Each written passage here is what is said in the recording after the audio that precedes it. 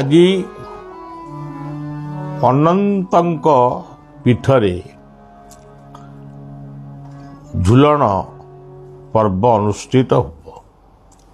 ଗତକାଲି ଠାକୁର ନିଗମାନନ୍ଦଙ୍କର ନାମାଚାର୍ଯ୍ୟ ବାବା ବାୟାଙ୍କର ଝୁଲଣ ଯାତ୍ରା ଏବଂ ଅଭିଷେକ ଶେଷ ହୋଇଛି। କିନ୍ତୁ ପ୍ରତ୍ୟେକ ବର୍ଷ ଆମେ ଆଉ ଗୋଟିଏ ଦିନ ଭଜନ କୀର୍ତ୍ତନ ଭକ୍ତମାନଙ୍କ ଗହଣରେ ଆକୁ ସମ୍ପାଦନ କରୁ। ସେ ଦିନଟି ହେଉଛି ଗହ୍ମା ପୂର୍ଣ୍ଣମୀ ପରଦିନ ବୋଲେ ଆଜି ହେଉଛି ସେଇ ଦିନଟା। ତେଣୁ ଠାକୁର ନିଗମାନନ୍ଦଙ୍କର ଜୟନ୍ତୀ ତତ୍ସହିତ ବଳଦେବ ବା ବଳରାମଙ୍କର ଜୟନ୍ତୀ ଏକ ସହିତ ପାଳନ ହୁଏ। ତେଣୁ ଆଜି ଆମ ଆଶ୍ରମର ଏହି ପବିତ୍ର ଆଶ୍ରମରୁ ଆପଣମାନଙ୍କ ପାଇଁ ଶ୍ରଦ୍ଧାର ଶୁଭେଚ୍ଛା ଅର୍ପଣ କରୁଛି। ସନ୍ଧ୍ୟାରେ ଟିକେ ଗୁରୁ ପୂଜନ ହେବ, ନାମ କୀର୍ତ୍ତନ ହେବ। ତେବେ ବର୍ଷା ହେଉଛି, ବର୍ଷା ହେଲେ ବି ସବୁ କଥା ବି ହେବ। ଯେଉଁମାନେ ଚାହିଁବେ ଆସିବା ପାଇଁ ଆସନ୍ତୁ, କିଛି ଅସୁବିଧା ନାହିଁ। ପ୍ରସାଦ ପାଇକରି ପଳେଇବେ। ବାବା ବାୟାଙ୍କର ଗୋଟେ ବାଣୀ, ବାୟା ସବୁବେଳେ ଭାଗବତର ବାଣୀ ଗୁଡ଼ିକ ସେ ସବୁବେଳେ ଆମକୁ ଜଣାଉଥିଲେ। ଓଡ଼ିଶାରେ ପଞ୍ଚସଖାଙ୍କ ପରେ ବାୟା, ଆମେ ଯେଉଁ ପଞ୍ଚସଖାଙ୍କୁ ସ୍ଥିର କଲୁ, ଗୋଟେ ନୂଆ ପଞ୍ଚସଖା, ସେଥିରେ ବାୟା, ବୟା, ଅଭିରାମ, ବୈରାଗୀ, ବ୍ରହ୍ମାନନ୍ଦ ଏଇଭଳି 5 ଜଣକୁ ବଳିଆ ସ୍ଥିର କଲା। ଏଇମାନେ ହେଉଛନ୍ତି ଆଉ ଗୋଟିଏ ପଞ୍ଚସଖା। ଏଇ ପଞ୍ଚସଖାଙ୍କ ଭିତରେ ବାୟା ହେଉଛନ୍ତି ଅନ୍ୟତମ। ବାୟା ଯେଉଁ କଥା ଯେତେବେଳେ ଭକ୍ତମାନଙ୍କୁ ସେ ଆଦେଶ କରନ୍ତି, ସେ ଗୀତାର ବାଣୀ ମଧ୍ୟ କୁହନ୍ତି, ଚୈତନ୍ୟ ଚରିତ୍ରାମୃତର ବାଣୀ କୁହନ୍ତି, ତା ସହିତ ଗୋଟେ ବାଣୀ ସେ କୁହନ୍ତି, ପ୍ରାୟ ଅଧିକାଂଶ ସମୟରେ କୁହନ୍ତି, ସେ ହେଉଛି ପବିତ୍ର ଭାଗବତ ବାଣୀ। ସେଇ କଥାକୁ ଲକ୍ଷ୍ୟ କରି ବୈକୁଣ୍ଠ ସେ ଲେଖିଥିଲେ ନୀତି ଭାଗବତ ପଢ଼, ଭକ୍ତମାନଙ୍କୁ ଉପଦେଶ ଦେଇଥିଲେ। କିନ୍ତୁ ବାୟା କିନ୍ତୁ ସବୁଦିନ ଭାଗବତ ଶୁଣୁଥିଲେ। ଖରାବେଳେ ବ୍ରହ୍ମଚାରୀମାନଙ୍କୁ ଶୋଇବା ପାଇଁ ମନା କରୁଥିଲେ। ବାୟା ବିଶ୍ରାମ ନେଉଥିଲେ, ନିଦରେ ନୁହଁ, ଟିକେ ଦେହକୁ ବିଶ୍ରାମ ଦେଲା ଭଳି ରହୁଥିଲେ ଏବଂ ତାଙ୍କ ପାଖରେ ସେବକମାନେ ଭାଗବତ ପଢ଼ୁଥିଲେ। ସେ ଭାଗବତର କେତୋଟି ପଦ ମୁଁ ଆପଣମାନଙ୍କୁ ବି କହିସାରିଛି। ଆଉ ଗୋଟିଏ ପଦ ଆଜି ମୁଁ କହୁଛି। ସେ ପୂର୍ବରୁ କହିଥିଲେ ସର୍ବ ଶରୀର ମଧ୍ୟ ସାର, ଦୁର୍ଲଭ ନର କଳେ ବର। ଯେତେ ଶରୀର ଅଛି ଦୁନିଆରେ, ସେ ବୃକ୍ଷ ହେଇପାରେ, ପାହାଡ଼ ପର୍ବତ ହେଇପାରନ୍ତି, ପଶୁପକ୍ଷୀ, ମଣିଷ, ଯେତେ ପ୍ରକାର ରୂପ ଆମେ ଦେଖୁଛୁ, ହାତୀ, ଘୋଡ଼ା, ପିମ୍ପୁଡ଼ି, ଜନ୍ଦା ପର୍ଯ୍ୟନ୍ତ, ସବୁ ରୂପ ଭିତରେ ଶ୍ରେଷ୍ଠ ରୂପ ହେଉଛି ମଣିଷର ରୂପ। ଆଜି ଗୋଟେ ସୁନ୍ଦର ପୃଥିବୀ, ପ୍ରାକୃତିକ ପୃଥିବୀ ଅତି ସୁନ୍ଦର ଥିଲା, ତାକୁ ଆହୁରି ଅତି ସୁନ୍ଦର କରିବା ପାଇଁ ମଣିଷ ଆଜି ଯେଉଁ ଅଣ୍ଟାରେ ଲୁଗା ଭିଡ଼ିଛି, ବିଜ୍ଞାନର ଦ୍ୱାହି ଦେଇ ଯେଉଁ ଆଗକୁ ଯାଉଛି, ସେ ହେଉଛି ମଣିଷର ମସ୍ତିଷ୍କର ଚାଳନା। ମଣିଷର ଉନ୍ନତ ମସ୍ତିଷ୍କର ବିଜ୍ଞାନ ଆଜି ପୃଥିବୀକୁ ଆଉ ଏକ ନୂଆ ରୂପରେ ସୃଷ୍ଟି କରୁଛି। ଏଇ ଦେଖନ୍ତୁ, ଗୋଟେ ଆପଣମାନେ ଜାଣିଛନ୍ତି, ଗୋଟେ ଚିଠି ଗୋଟେ ଦୂର ବାଟ ତ ଅଲଗା କଥା, କଟକରୁ 60 କିଲୋମିଟର ଦୂର ଧରନ୍ତୁ ଶିଶୁ ଅନନ୍ତ ଆଶ୍ରମ ହରିର, ଆମେ କଟକରେ ଥିବା ଆମ ଲୋକଙ୍କୁ ଜଣେଇବୁ କୋଉଥିରେ? ଫୋନ୍ ତ ନାହିଁ, ଚିଠି ଲେଖିକିରି ଜଣେଇବୁ। ଘରେ ପଇସା ସରିଲାଣି, ପଇସା ପଠା। ସିଏ ପହଞ୍ଚୁ ପହଞ୍ଚୁ 2 ଦିନ, ସିଏ ପୁଣି ପଠୁ ପଠୁ ଆଉ 2 ଦିନ। ତେଣୁ ଆଜି ଆମେରିକାରେ କ'ଣ ଘଟୁଛି, ଚାଇନାରେ କ'ଣ ଘଟୁଛି, ଜାପାନରେ କ'ଣ ଘଟୁଛି, ଆମରି ଭକ୍ତମାନେ, ଏଇ ଅନନ୍ତ ବଳିଆ ପରିବାରର ପୁଅ ଝିଅମାନେ ନାଇଜେରିଆରେ, ଜର୍ମାନରେ, ବ୍ରିଟେନରେ, ବାଂଲାଦେଶରେ ଏ ସବୁ ଅଛନ୍ତି। ଗୋଟିଏ ମୁହୂର୍ତ୍ତରେ ଫୋନ୍ ଲାଗିଲା, ତାଙ୍କ ସହିତ କଥା ହେଲି। ସେମାନେ କ'ଣ ଚାହିଁଲେ କଥା ହେଲେ। ତେଣୁ ଆଜି କେତେ ଉନ୍ନତ ସ୍ଥାନକୁ ମଣିଷ ଯାଇଛି, ଇଏ କ'ଣ ଛୋଟିଆ କଥା। କିନ୍ତୁ ଗୋଟିଏ ଦୁଃଖ ହେଇଯାଉଛି, ମଣିଷ ଉନ୍ନତି କରିବାକୁ ଯାଉ ଯାଉ ସେମାନେ ଅବନତି ବି ବହୁତ ହେଲାଣି। ଧରନ୍ତୁ ମୋବାଇଲ ଫୋନ୍ଟିଏ ଆମ ପାଇଁ କେତେ ଦରକାର। ମୋବାଇଲ ଫୋନ୍ ବ୍ୟବହାର ଆମେ ତାକୁ କଦର୍ଯ୍ୟ କରିସାରିଲୁଣୁ, ତାର ସଦୁପଯୋଗ କରୁନାହୁଁ। ତେଣୁ प्रत्येक जिनिस को सदुपयोग करवा या कहुए मेटेरियल साइंस पदार्थ विज्ञान। पदार्थ विज्ञान पिला कौन पढ़ती बढ़िया कहीपर मु तो पढ़ी मो मतरे गोटे आमे खाली पूजा कहले कहूँ कौन फूलमाला तो बुतन यही गुड़ कथा ये कथा बलिया केते भी गुरुत्व दिए पूजा कहले सदुपयोग मोर आज मन होती गोटे अमुक तरकारी टे खाइबी से परिवार थिबा दरकार जी रांधिब तार इच्छा शक्ति थिबा दरकार जी बाढ़ी आमको खाइया देव से हर्षोट फूल मुखरे दबा दरकार ये हूँ प्रकृत पूजा आ रांधिदेली खाइले खा न खाइले नहीं सेगुड़ा कौन पूजा तेणु पूजा कहले पूज्य पूजा पूज्य पूजा कौन पूज्य पूजा कहले कौन आजिकल जमी मानपत्र दिया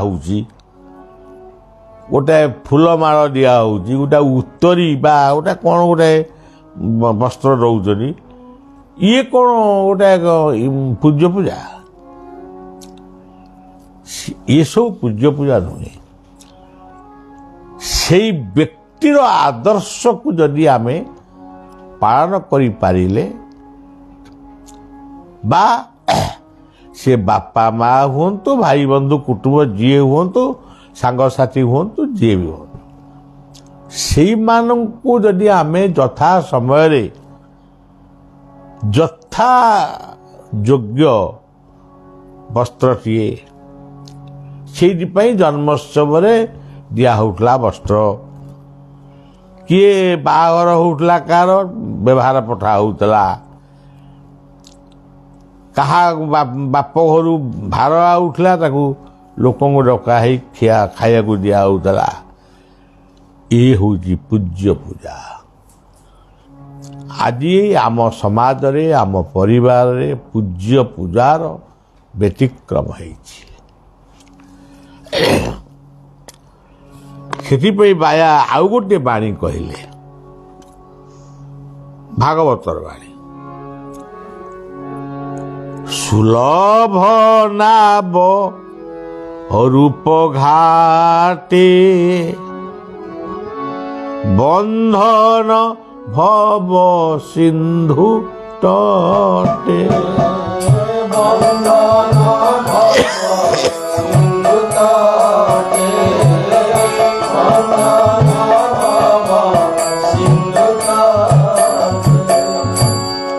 एटी भागवत माध्यम रे बाया आमको कहउचंती ये जो सुलभ मनीष शरीरटी ये मनीष शरीरटी सुलभ ये दुर्लभ दुर्लभ नर कलेवर कि हेले कौन हम ये तो गोटे घाटे बंधा रही घाटा कौन माया शुद्ध माया तो भल जिनटे मैंने शुद्ध अन्वेषरी जहाँ कहती आवश्यक न थाई गोटे मायारे बंधाई दुई जन गंजेई खाइले गोटे डंगा उपर बस गंजेई खाइले आकु चिदानंद आम जी शिवानंदर शिष्य थे चिदानंद से ये गपटी कही गोटे डंगा उपर बसिकी डंगाटी खुंटरे बंधा गंजेई खाइले गंजेई खाई सारा कि निशा हो गला निशा भीतर मन है आम जा काशी बनारस तेणु भीतर माने वार ये फिक्स हो गला तुम्हें कात मार मुझे मारि एमती जा आम बनारस जा रात पड़ी जा तेणु से बाहर କାତ ମରା ହେଉଛି, ଆହୁଲା ପଡ଼ୁଛି, କିନ୍ତୁ ଖୁଣ୍ଟରୁ ସେ ଦୌଡ଼ା ଫିଟା ହେଇନି। ଇଏ ଝାଳନା ଆଠିଏ ତା ଭିତରେ କଥା ଭାବୁଛି କେତେ ବାଟ ଆଉ ରହିଲା, ନାଇଁ ଏଇ ଯେଉଁ ଆଲୁଅ ଦେଖାଯାଉଛି ସେଇଗୁଡ଼ାକ ବୋଧେ ହବ ଆଉ। ରାତି ପାଇଗଲା, ଗଞ୍ଜେଇ ନିଶା ଛାଡ଼ିଗଲା, ଦେଖିଲାକୁ ଯିଏ ଯେଉଁଠି ଅଛନ୍ତି ସେଇଠି। ସେଥିପାଇଁ ବଳିଆ ଗୋଟେ ଗୀତରେ ଲେଖିଛି, ମାୟାର ଛତା ତଳେ ନିର୍ମାୟା ନେତ୍ରେ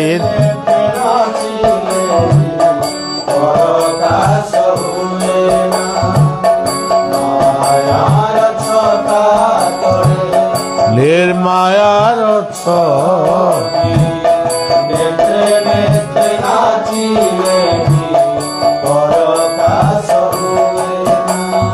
ଏ ମଣିଷ ଏ ମଣିଷ ଏ ମଣିଷ ଏ ମଣିଷ ଯାଇପାରେ ନା, ତାକୁ ଟିକେ ତାକୁ ଟିକେ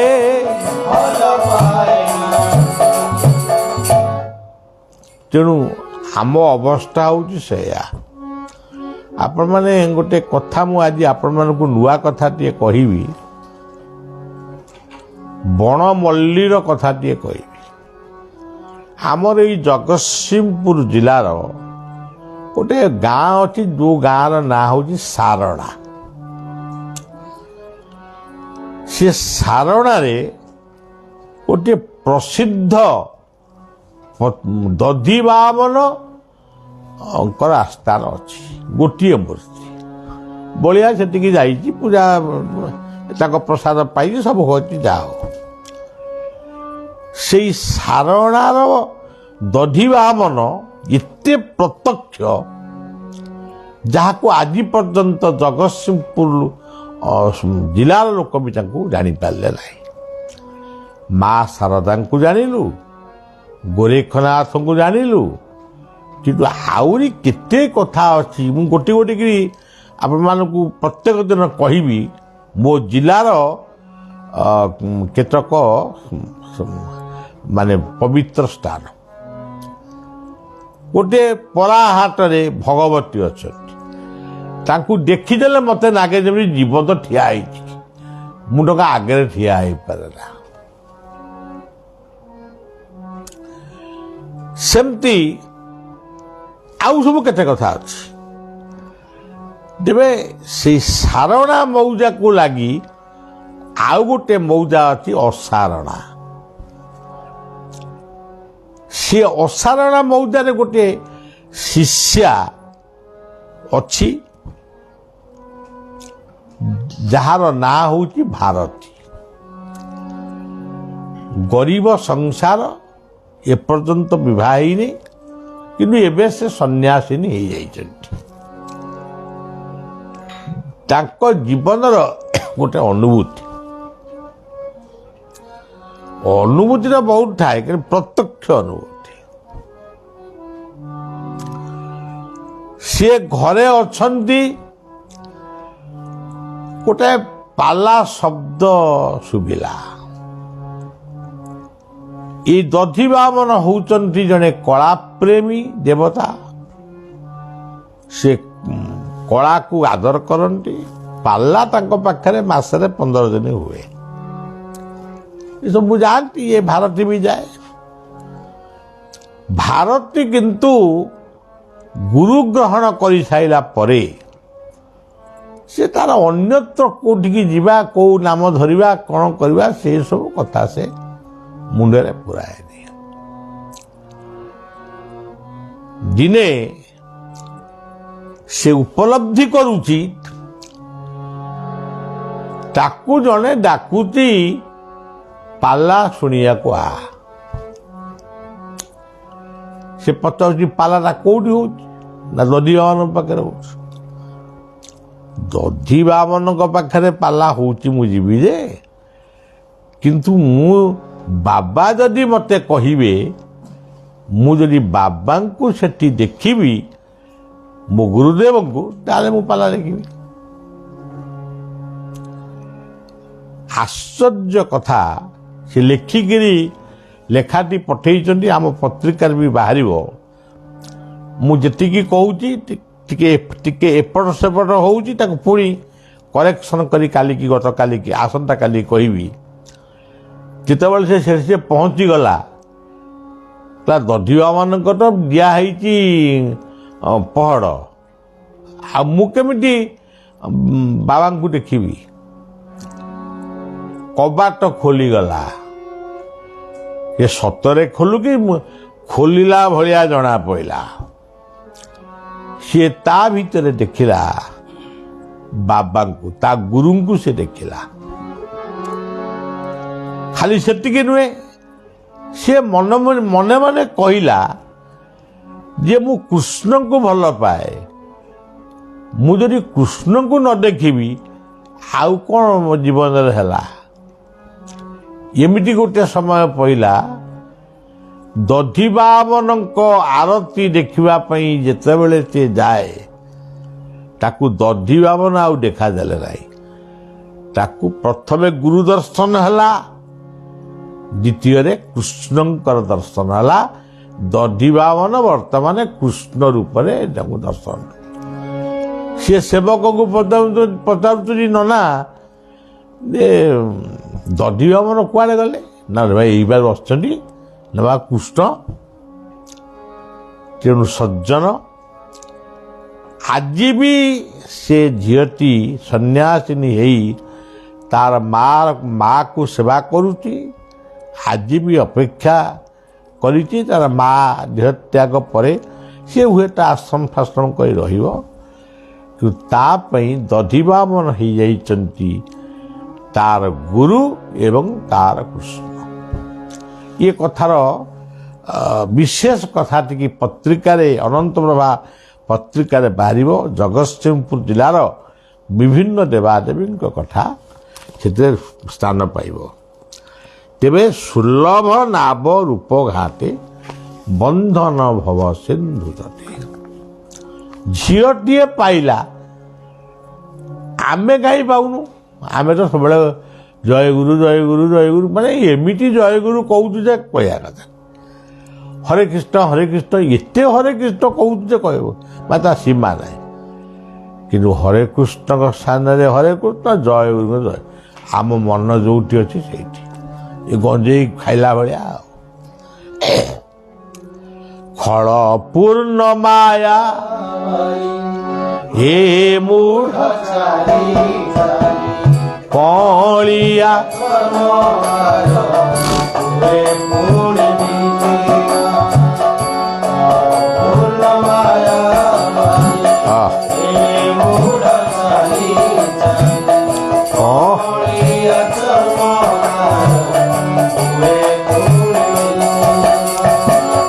ଏ ମଣିଷ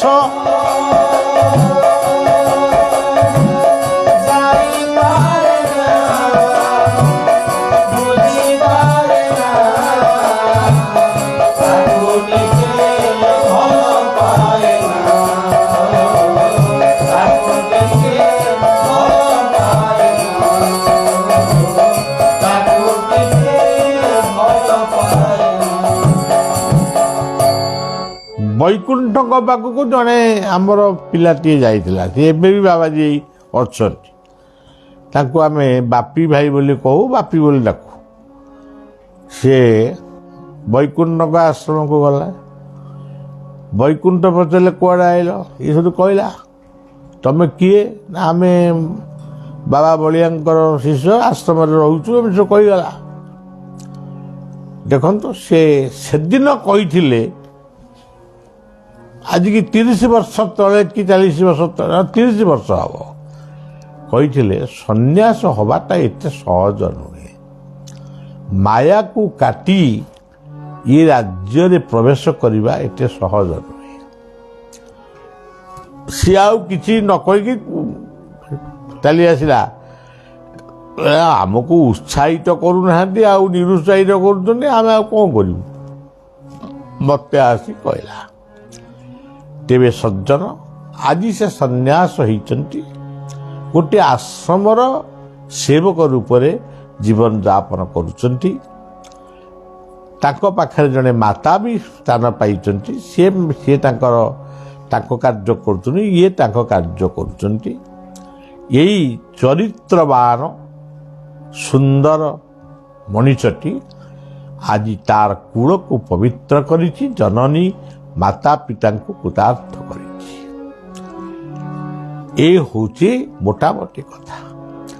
ତେବେ ଏଇ ଯେଉଁ ଜଗତସିଂହପୁର ଜିଲ୍ଲାର ଏଇ ଯେଉଁ ଦଧିବାମନଙ୍କର ଦଧିବାମନ ଅବତାର ପ୍ରଭୁ କେତେବେଳେ ହେଇଥିଲେ, ଯେତେବେଳେ ସେ କୃଷ୍ଣ ହେଇକି ଖେଳୁଥିଲେ, ଯଶୋଦାଙ୍କ ପଛରେ ନୁଚି ନୁଚି ଯାଇ